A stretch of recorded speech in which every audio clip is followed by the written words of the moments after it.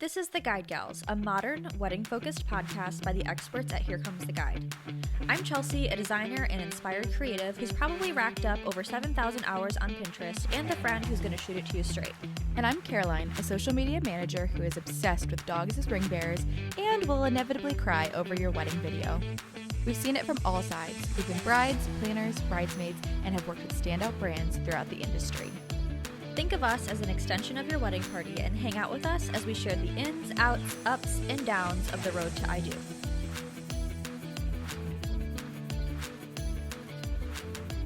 Hey everyone, welcome back to the podcast. Today we're going to talk all about elopements and everything that you need to make yours come to life. Yeah, and I feel like I'm excited for this. I feel like elopements are just getting more and more popular, which I love. I think that they're so special. I love the intimacy. And yeah, so I'm really excited about that The other fact. part that I love about elopements, yes, they're beautiful and intimate, but they are also a lot easier to execute. There are less moving parts. They have smaller guest lists, so there can be a reduced cost and also less to think about, just making it an overall better experience. Right, yeah. With all of those factors, less logistics, all of that, you can definitely save a lot of money or like reallocate your funds. Instead of having a huge wedding, you're able to spend less on it. You might like choose to do like a big honeymoon or something like that. So there's a lot of positives in like kind of the breaking of tradition that elopements do. And yeah, we love them. Yes, so yeah. we're happy to give you tips on how to execute a successful elopement. Yes, and before we jump into all of those tips in our checklist, obviously we're going to talk about what we're drinking today. Chelsea, what do you got? I have home coffee in like a to-go cup, just because it keeps it warm. Yeah. Yeah. Even though, Groundbreaking. yes, we do record remotely, like we're in our own homes. So I love the travel mug in your home. Yeah, I traveled from the kitchen, which is right there, to this chair. So, what are you having? I am just drinking water out of my Stanley, ice cold, and I don't know. It's just like plain Jane this morning. I have been on this whole thing like don't drink coffee until 90 minutes after you wake up, which has been well over 90 minutes, but I'm still drinking water. I don't know why. Can The someone picture of health. Well, I'm trying. Can someone explain to me like the thing is I follow these things and I have no idea. Like I don't know. It to me kind of makes sense. I'm like, oh yeah, like maybe I shouldn't pour caffeine down my body immediately after getting up. It does give me a little bit of a serotonin boost just because I love beverages. I love coffee so much. But something about like now I get the serotonin boost from being like, oh, I'm just drinking water. I'm a health goddess. If that does it for you, I don't know if it like does it for me. Yeah. But yeah, I think the caffeine makes you stressed immediately, and it's bad for your health. I Whatever. know. Can someone comment somewhere and let me know why exactly that is the case? I could look it up on my own. I just haven't. But yeah, here I am drinking my water. Good for you. Okay, so as we start to break down our checklist here for you, we have things broken into categories.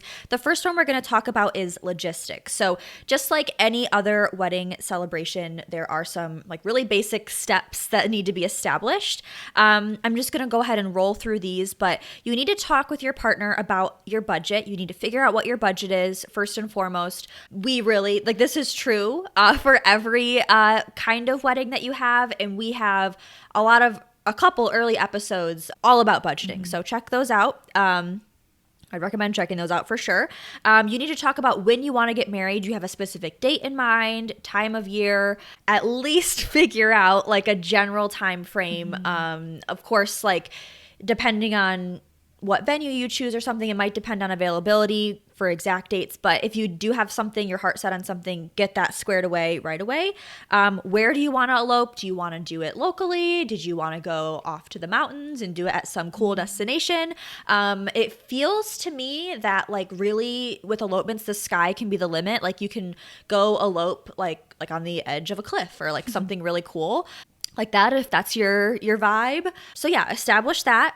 Are you going to be inviting guests? So I think like the traditional term of elopement, we've talked about this before, is it has shifted in recent years, especially with COVID. I hate talking about it, but especially with that whole pandemic thing. Right. Smaller weddings were a necessity if you wanted to get married. So yeah, like with that, and even before that, like the term elopement, like the definition of it is kind of different now. And people might refer to like a micro wedding or a small wedding as an elopement, and that's totally fine. We're on board with that. But yeah, you need to figure out, is it just going to be you and your partner, or are you going to have a small guest list that will come with you? So you need to talk about that. And do you need to hire vendors? So like Caroline said at the top of the episode too, elopements are usually on a much smaller scale in like all terms, and that includes planning. So you might be able to cut out some of those like traditional vendors that you might have if you have a big traditional wedding. But you want to talk about, like, do you want a photographer, a videographer there still? Are you having some sort of like reception piece of it? Like, do you need a DJ, a band? So you need to figure out exactly what those plans are, who you need to hire, and does it fit into that budget that you discussed, the very first line of this stuff. So yeah, it's really important to lay all of this stuff out first, because once you get these things squared away and noted, it'll make the rest of the process so much easier. If you start jumping around and getting to like the more granular stuff first, it's going to be really hard to make those decisions. So yes, Yeah. logistics. A good place to start any sort of wedding planning, not just elopements, anything at all, which you'll hear ring true in some of the other things we talk about, but also there are some specifics we break down that apply just to elopements. And location is probably one of the more interesting ones. I feel like elopements will ring true a little bit more to what we talked about in destination weddings. There may be some things that you have to look into or think about that you may not have to think about if you're in your general area. So whether you are going to tie the knot wherever you go to elope, maybe you just go to your local courthouse. That could be super simple. Maybe you're going to Las Vegas and you're going to do a whole trip and ordeal out of that. Whatever you choose, totally fine. But destination is a good thing to think about, the location wherever you're going, because you'll need to make travel arrangements. You'll have to get your airfare. You may have to get a passport. You may have to, I don't know, look into if you're going to get married at that location. What are the things you need to get your marriage license there instead of in your local area? So some of the things that you need to do require some of that research, just looking into, depending on what you decide, if you are going to do local courthouse ceremony and then celebrate elsewhere, that could be easier. But if you want to do the whole ordeal elsewhere, make sure you do this research. So one thing that we want to break down in this episode, because we talked all about like kind of those destination things in the last episode, we want to talk about what are the things you need to know about the courthouse things to get marriage licenses, especially if you're looking elsewhere instead of your own local places. So one thing to do is to just go to the website for that city, for that county, to look at what that looks like and find the county clerk's office for specifics on how the day can go. And we wanted to lay out some things that you might want to be aware of if this is the route you choose to go to a courthouse. So popular city hall locations like the San Francisco City Hall, beautiful, can book up months in advance. So you do need to make an appointment early if you are going to do something there. The reason that one is so popular is because it is just stunning, beautiful, gorgeous. Look up the pictures if you haven't seen them before. It is a great place to consider, but do be aware that you are going to have to plan in advance for this. And some courthouse locations don't even take appointments for marriages, meaning it's first come, first serve, DMV style. If you're not into that, I understand, because that would be too much for me, but that can be the case at some places.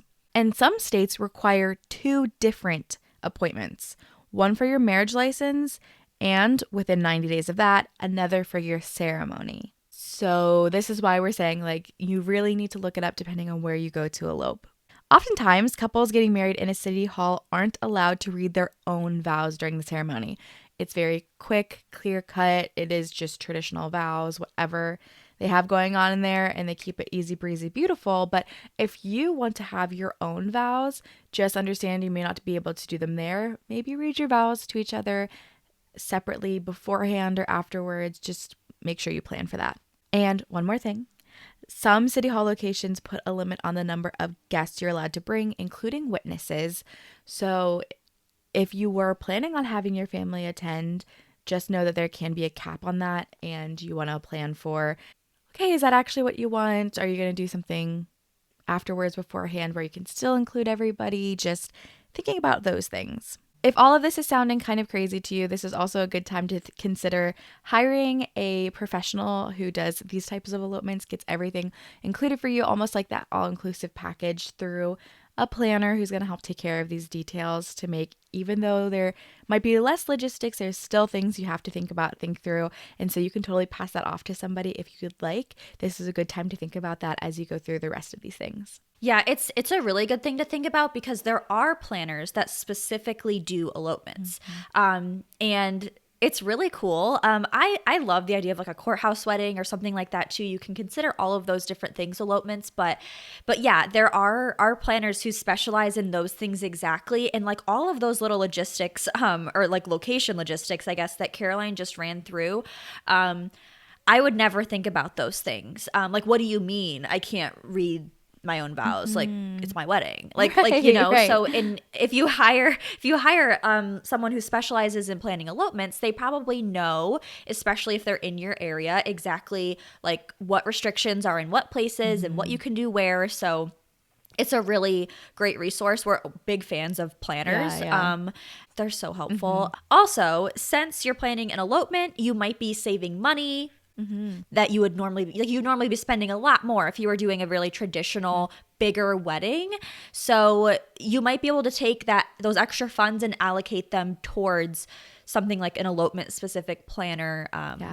And that can really make things easier on you. Absolutely. And it might make the whole planning, would definitely make the whole planning process probably more enjoyable for you too. Totally. So okay, the next thing that you're going to want to think about is marriage licenses. So it's not as romantic of a way to think about it, but getting married is like a legal thing. So there are those pieces to the puzzle that you have to consider. And when you're doing an elopement or something like that, a lot of times you are going out of your place of residence. Like you might be going to a different country or something. So the legal requirements for marriage can differ depending on what city you're in, what state you're in, and what country you're in. So sometimes they can include everything from like a blood test to like a waiting period. So you want to do your research depending on where you're getting married to make sure that you have all of those ducks in a row when it comes to that, especially if you're like jetting off to a different country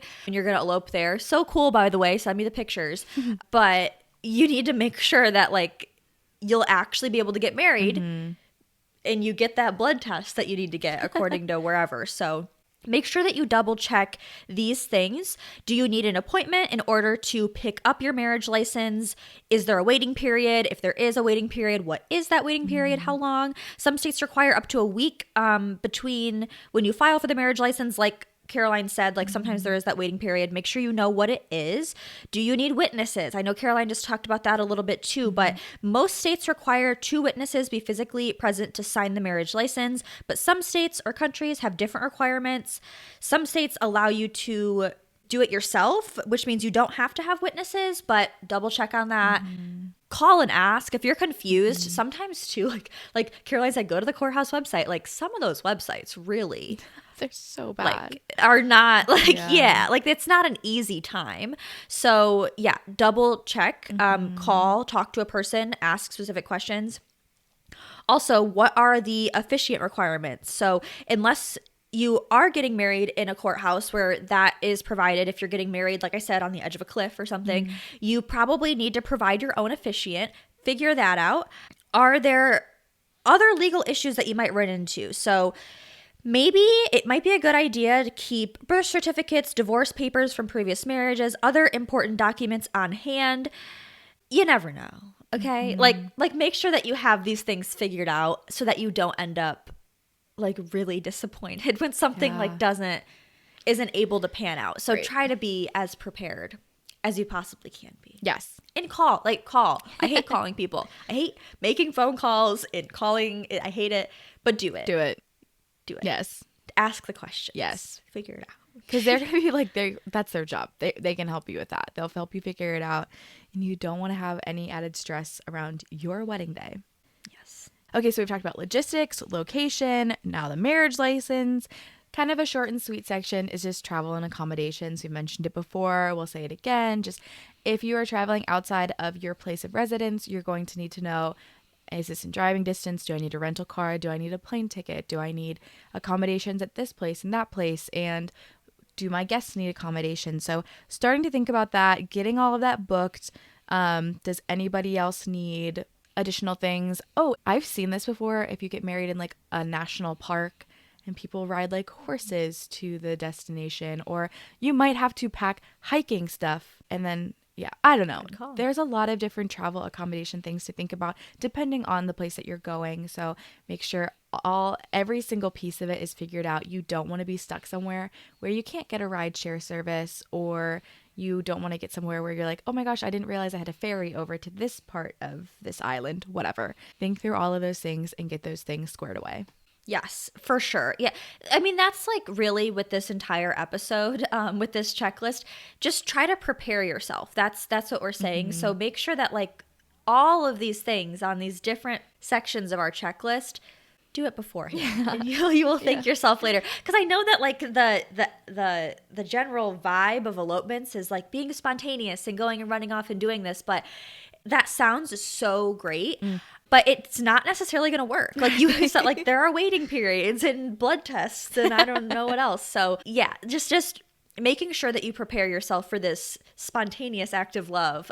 Yes. You're going to thank yourself later. Yes. The next thing that you want to prepare yourself for is rings. So it is, I know you're breaking tradition just with the idea of eloping in general. So you don't necessarily have to exchange rings during your ceremony. It's optional, but it is like a super symbolic thing. And you may want to do that. So of course you're going to want to have your rings prepared beforehand, go shopping for them. And the reason that you might be doing an elopement in the first place is it might be because you want to save money or you want to spend money on other things. So you don't necessarily have to spend like thousands of dollars on bands to exchange. We have some suggestions. You can always do those silicone bands. You can find those all over the place, all over the internet. You can also search for just like cheap wedding bands on Etsy. I love Etsy. Yeah.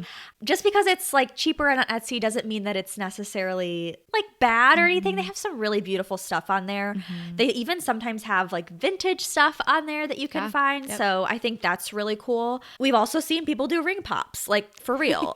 So like if that's your style, if it's like cute and funny. Wait, was it Sophie Turner and Joe Jonas that did the ring pops in Vegas? Maybe. Was it? I don't remember. R.I.P. to that relationship. No, seriously. We can cut if that isn't fine. Sorry. Because I was like, ooh, someone did that. And then I was like, oh. So Luke and I actually have used these. Luke is my husband, in case you didn't know. We have used some of these options. So when I know, I've talked about it before.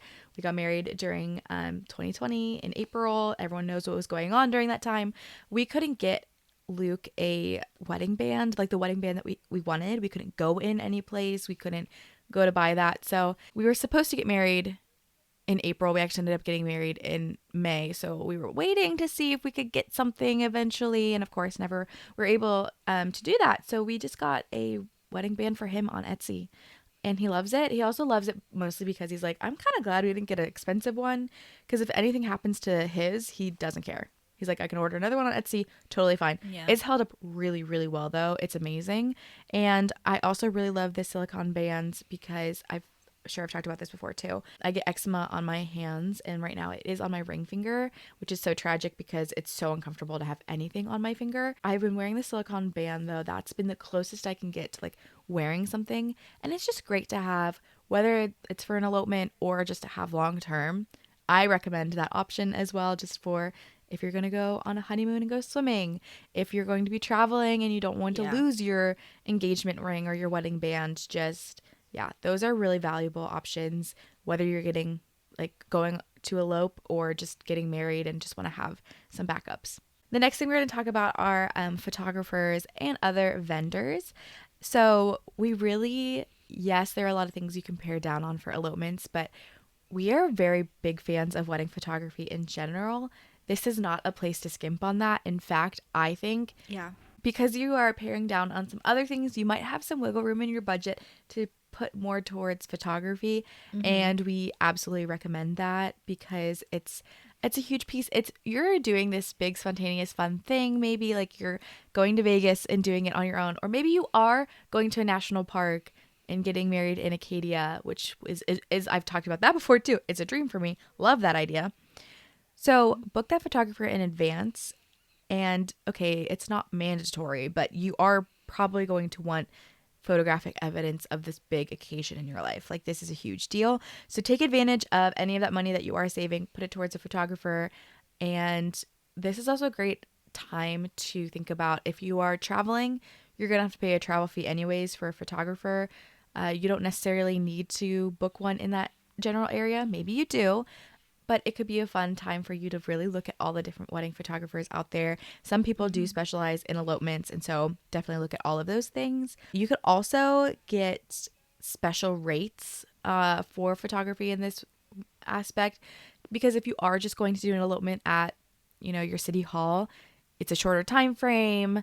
You can get some really great pictures there, but it could be cheaper still to get good photography if it's on a smaller scale, if that makes sense. Yeah, and I will say, I mean, like Caroline for sure agrees with me on this. Photography and videography, those like documents of your day, I think are some of the most special and important investments that you can make for your wedding. So I wouldn't skimp on those for sure. And you can, like Caroline said, you can take a look at all different photographers, especially if you're kind of counting on paying a travel fee anyway. A lot are excited to travel, but also there are a lot of photographers and videographers who offer elopements as a separate service. So they sort of specialize in that. I know that there are some that like are elopement photographers or videographers specifically. Like that's what they do. They have it figured out. So they have experience capturing those different kind of moments that are unique to that kind of celebration. So I think that's something for sure worth considering there. Of course, I think a lot of photographers, wedding and videographers in that industry, they have experience with lots of different types of events. So if you're in love with someone's work, but make sure you talk to them about that and make sure that you're gonna get the moments captured that you want. Yes. So, yeah. And yeah, you can just give someone your iPhone and take a bunch Don't of do that. pictures. Like, if you're listening to this podcast episode, I doubt you are that type of person. To No, me, you're if you're not. listening to this episode, you probably are going to lean more towards that photographer. Just saying. And if you don't, if you just are going to give someone an iPhone, totally fine. Just listen to our things I wish I would have known before wedding planning episode and hear how many people say, I wish I would have had a better photographer. So don't take our word for it. There are other people who have said it too. Other than just photography, videography, other things to think about are, do you want flowers? Do you want somebody to make a boutonniere, corsage, different things? There are a lot of websites out there actually that do really great pre-made stuff that they can just send to you, or dried flowers are great options. Etsy, honestly, I found some great options there in terms of dried florals. You could try making your own. There are a lot of different options for that, but just think through what you want in terms of flowers or food or cake or a wedding planner. I know we've talked about that too, also falls under vendor category. Do you want a DJ? Lots of different things to think about here. Just adapting that to whatever your needs are. Okay, the next thing that we're going to chat about is hair and makeup and also your attire, your outfits. So, elopements, usually, we've mentioned this, but like you think elopement, you think like spontaneous, like, oh, I woke up like this and I decided to get married today. But as we're chatting about, and if you're listening to this podcast, once again, you care about planning and being prepared. So, on your wedding day, you want to put your best foot forward and you want to feel your best. You want to feel confident and special and beautiful. So you should absolutely think about these things beforehand. So you want to coordinate your outfits for sure. It doesn't mean that you have to go like you can do something that's more casual or that feels more natural to you. You don't have to have like a huge ball gown. You can if you want, for sure. But it can be, something that breaks tradition, but you want to make sure that if you get a dress and you're wearing it, you want to make sure it fits properly. Do you need to get it tailored? All of that. You want to factor in any other outfit choices too. I know Caroline mentioned the idea of like getting married in a national park and maybe you have to hike out to the destination. Like, do you want to get like a cool jacket that you wear as you're hiking out there? Because that part of the celebration will probably be documented in those photos or videos that you have. And like, maybe you don't want to wear like a ratty old stained thing. Maybe you do. Maybe that's your vibe. But like maybe it's not. So those are things to think about, be prepared for. And the hair and makeup situation too. So you can absolutely hire hair and makeup artists, and a lot of them will travel, and you can, discuss that with them. But if you're doing it yourself, you should absolutely do a trial run. So you should test out, like practice doing your hair, see if it works out, or make sure that you go to Sephora or something and say, hey, I want to get all fresh products, and you could do a trial there and they could help you figure out what to buy. Or like the biggest piece of advice is, just be prepared with that, and don't try something brand new like the day of your wedding. Or don't go and say like, you know what, I think I'm gonna have black hair for my ceremony, and go and the night before like head over to Walgreens and get a box dye and dye your hair. That, like, don't do that. Again, I think the people who are listening to this probably won't do that, but that's just us, like, reminding you. We've gotten take our reminder. Please. We've gotten crazy ideas at weird hours of the night too before, to be like, oh, I'm gonna do this. 100%. I think Chelsea. That's the only time that I'm DIYing things like on my face. Like that's when it happens. Yeah. Is like, haven't you taken out your own extensions before too? And aren't you not supposed to do that? Yeah, well, that's easy. But no, I've done like all the things. Yeah, no, you just get pliers, pop. They're out. Oh, okay. The beads, the beaded weft things or whatever they're called. Sure. Not that hard, but not something to experiment with necessarily. Like the morning of. I wasn't going anywhere that day. I don't think. I love it though. It wasn't my wedding day. And I don't know if you're watching this episode, which we do have these episodes available on YouTube. If you're listening to it, you can always see our faces. I don't think I've ever worn my bangs straight across in episodes before. I'm just realizing that now. I've had these for a while though. New look revealed. Okay, once your elopement is said and done, once you have gotten everything else that we've talked about in this episode figured out, now is the time to think about those post-elopement celebrations. Maybe you were keeping it a secret and then you want to do a big announcement. Sometimes people do, like, they send out letters afterwards, especially because not everyone who would likely want to be there to celebrate you may have gotten the invite, and they still mean well, and you want to send them a card that says, hey, this is our new relationship status. Maybe you do some sort of small reception over this. Like maybe let's say you eloped in January over the new year, something super fun and cute. And then you send out a letter that says, hey, here are some pictures from it. We eloped. Celebrate with us in July. That could be a good way to do it. You should also definitely still take a honeymoon, in my professional opinion. Even if you elope, even if it's a cute little thing, take a long weekend. Take a couple special days to go do something, even if you can't do like a full week-long, 2-week-long, whatever trip elsewhere. Do something special for just you guys. I think that can be an intimate dinner just together, or maybe at that point you invite your closest family and friends and say, hi guys, thanks for coming to dinner. By the way, we got married. There are lots of by the way. Yes. There are lots of different cute ways to do this celebration, and I think you should make the most of it. Do everything that you can to celebrate your new relationship status. Yeah, on the subject of like updating people or announcing, especially if you do like the classic elopement kind of thing where it's like a secret, maybe not a secret, but kind of private. Like you're not sending save the dates or anything like that. I think that's really cool. And you can have a lot of fun with how you announce it to people. I love that, like, new relationship status. I think that can be really fun. Or like, especially if you do something like that and say like, hey, come party with us. Like we're going to celebrate this new chapter in our lives or whatever. Yeah, and really all of this stuff is to help you prepare for that new chapter. Everything in here is just, if you choose the elopement route, we want to make sure that you feel prepared and that it's easy breezy, beautiful, that it's going to be super relaxed. And we will have a downloadable version of that checklist that can be found on our website, linked in our show notes. So we've talked about this before. Yes, you're probably listening to this because you like audio, or maybe you're watching this and you like the visual aspect, but there's something about having that tangible piece of paper in front of you with a checklist, with some things to think about or remember, add to a wedding binder or whatever. So if you are needing those resources, go over to our website to find all of that.